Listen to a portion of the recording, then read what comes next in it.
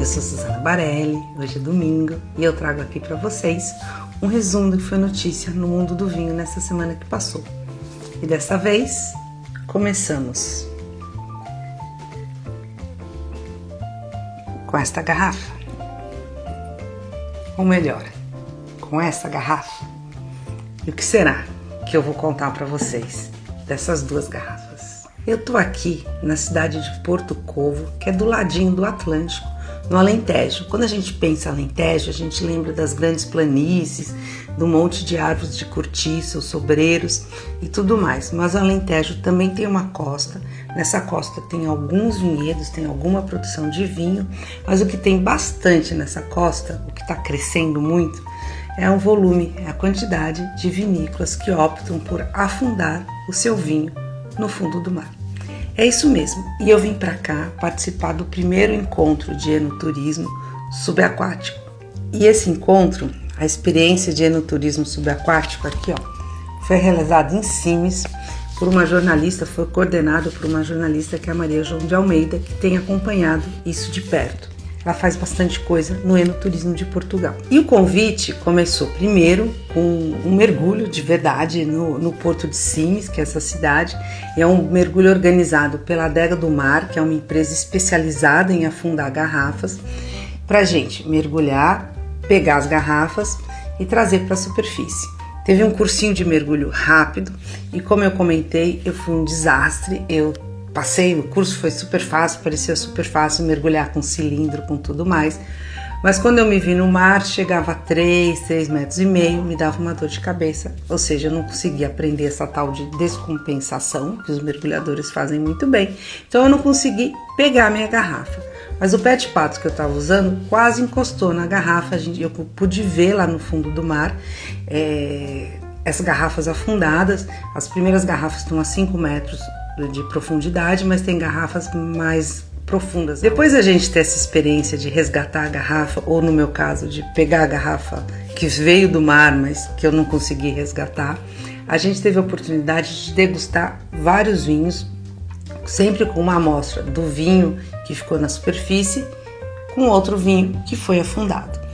Na degustação, o resultado foi muito diverso. Na grande maioria, principalmente nos vinhos brancos, eu gostei mais dos vinhos que foram afundados. E desse painel não tinha um padrão, ou seja, tinham vinhos que estavam afundados a 5 metros, a 8 metros, a uma profundidade maior. Tinham vinhos que ficaram afundados por 6 meses, outros por 1 ano. Então assim, não tem um padrão de quanto tempo esses vinhos ficaram afundados. Mas era sempre comparando um vinho que ficou na superfície com esse mesmo vinho que foi afundado uma certa profundidade e por um certo período de tempo. Em geral, eu preferi os vinhos que foram afundados, principalmente nas amostras dos brancos. Dos tintos eu não consegui formar uma opinião, mas assim, o que se dava para perceber, primeiro, é que eles tinham diferenças. Agora, quais são essas diferenças? Elas foram diferenças diferentes, se é que eu posso dizer isso, conforme a garrafa degustada. E tivemos também a oportunidade de ouvir profissionais cientistas, principalmente da área de química, que tentaram explicar por que essas mudanças acontecem. A conclusão é que ainda não há uma conclusão, os vinhos vão continuar a sendo afundados. Aliás, a única conclusão que saiu é que assim, o vinho não melhora se ele for para o fundo do mar. Ou seja, um vinho ruim, ele não vai virar um vinho bom.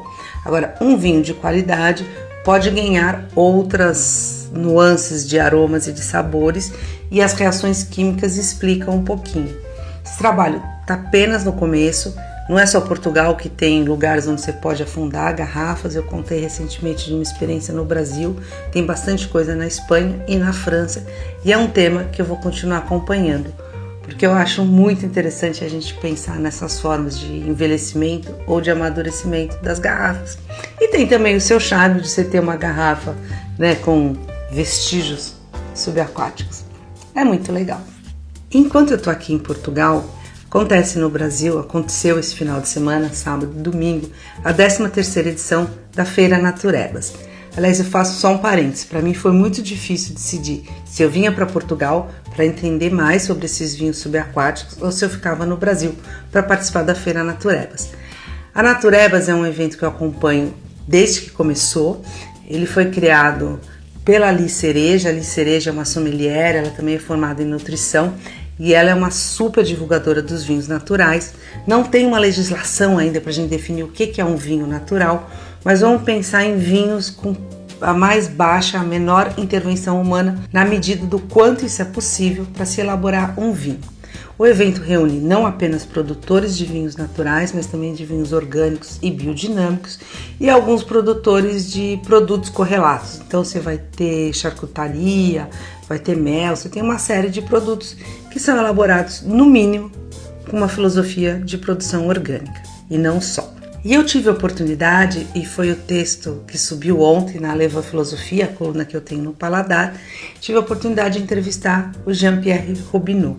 O Robineau, ele não é um pioneiro no vinho natural, mas ele foi um pioneiro na divulgação do vinho natural e ele tem um papel muito importante nesse movimento e eu explico por quê. Ele tinha um bar de vinho em Paris na década de 80, ele teve a oportunidade de provar um vinho que ele se surpreendeu, achou que era um grande Borgonha, um Côte de Nuit de muita qualidade e depois ele ficou sabendo, quando foi revelado, que era na verdade um Gamay elaborado por um produtor então desconhecido. Ele se encantou com o vinho, reuniu outros donos de bar de vinhos em Paris e eles foram para a região de Beaujolais conhecer o produtor desse vinho. Era o Marcel Lapierre e a partir daí o Robineau acompanhou muito de perto todo o movimento do vinho natural. Ele não só degustou muito, como ficou amigo desses grandes nomes do vinho natural, do início da história do vinho natural na França, vendia esses vinhos no seu bar de vinho e quando chegou em 2001, que ele decidiu que estava a hora de fechar o bar de vinho e voltar para sua terra natal, ele é do Loire, ele comprou um vinhedo, na verdade era uma propriedade de 10 hectares, que hoje tem 7 hectares de vinhas, e começou a elaborar ele mesmo o seu vinho natural, com a menor intervenção possível. No Paladar eu trago uma conversa com ele, uma história, meio um perfil desse cara, que é uma pessoa que me impressionou muito. Além do vinho, ele se define como um artista. Ele chegou em Paris para expor os seus quadros, as suas coisas em Montmartre, quando ele não tinha nem 18 anos, ele tinha 16 para 17 anos. A alma artística floresceu junto com os vinhos, ele voltou a fotografar, ele já tinha fotografado antes, voltou a desenhar para criar os rótulos dos seus vinhos e hoje em dia ele faz uma foto que ele define como fotografia abstrata. É realmente impressionante, ele usa um jogo de luz e consegue uma simetria muito interessante nas fotos. E o que ele está fazendo? Hoje ele faz exposições dessas fotos, ele se define mesmo como um artista abstrato, ele está vendendo várias dessas fotos, inclusive ele selecionou 3, que ele colocou o preço de 1 milhão de euros pela foto, é isso mesmo, é um preço meio salgado, vamos dizer assim, mas ele disse que colocou esse preço para chamar a atenção do trabalho dele, é um trabalho interessante, eu não tenho conhecimento artístico para avaliar, mas o meu conhecimento de apreciadora de vinhos, eu gostei bastante das imagens e fiquei muito intrigada como é que ele consegue chegar a essas imagens e gostei muito do vinho dele. E para continuar nessa proposta de vinhos naturais ou ao menos vinhos com a menor intervenção possível, amanhã também acontece, amanhã segunda-feira, a segunda taça, que é um evento da Gabi Monteleone, também em nome desses vinhos mais puros, vamos dizer assim, ou de menor intervenção. Uma notícia bem importante dessa semana é que saiu a relação dos vinhos premiados pela revista inglesa Decanter. É uma premiação importante na qual o Brasil tem um ouro. O nosso ouro foi para o vinho Isabela Syrah, que é da vinícola Maria Maria, que fica em Minas Gerais. Além disso, o Brasil teve 48 medalhas de prata. Dessas 48 medalhas, 5 tiveram a nota máxima que a Decanter dá para a medalha de prata, que é 94 pontos. E desses 5 vinhos que tiveram 94 pontos e conquistaram a medalha de prata, chama a atenção que todos são elaborados na Serra da Mantiqueira com essa técnica de poda invertida, ou seja, que a gente engana a videira, com uma série de produtos de irrigação para que ela dê frutos no inverno. Ou seja, o Brasil teve uma medalha de ouro, 48 medalhas de prata e 96 medalhas de bronze. Parabéns aos vinhos brasileiros. Eu trago duas notícias internacionais. A primeira notícia, que é a Manager, que é um site, é uma empresa com várias atividades no mundo do vinho, mas o que eles têm, que eles tinham bastante atuante, era um site que com notícias, e mais do que notícias, com interpretações, com análise sobre o que acontece no mundo do vinho. E eles anunciaram nessa semana que passou que eles estão encerrando essa parte da atividade, ou seja, estão deixando de publicar no site as suas notícias para focar em outras atividades do mundo do vinho. É sempre triste a gente perder uma fonte de informação. E a segunda notícia internacional é um tema que a semana passada eu já queria ter trazido, a semana retrasada também. Tenho trazido muita informação e nem sempre cabe tudo.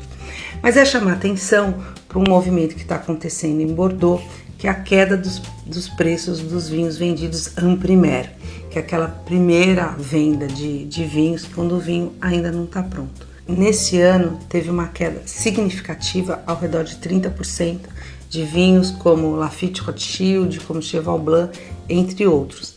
Essa queda ela tem vários motivos. Um deles que preocupa é a incerteza do mercado de vinho francês, e não só do mercado de vinho francês, mas também, ou principalmente do mercado de vinho francês, sobre o que vai acontecer com o mercado de vinho norte-americano. O Trump colocou tarifas, não ameaçou aumentar muito mais as tarifas para a França. Isso tudo gera uma insegurança e uma consequência é que os preços en primeur, que estavam muito inflacionados, estão caindo. Quando a gente lê depoimentos dos especialistas, eles contam, não, estamos voltando a um padrão que é o que deveria ser o preço dos grandes vinhos de Bordeaux. Mas é uma questão para ir acompanhando e principalmente tentando entender para onde vai o xadrez das peças no mundo do vinho quando a gente está pensando no chamado fine wine. É isso. Espero que vocês tenham gostado desse resumo. Semana que vem tem mais, direto do Brasil. Um brinde subaquático para vocês. Ou assim, como os mergulhadores dizem quando tá tudo bem.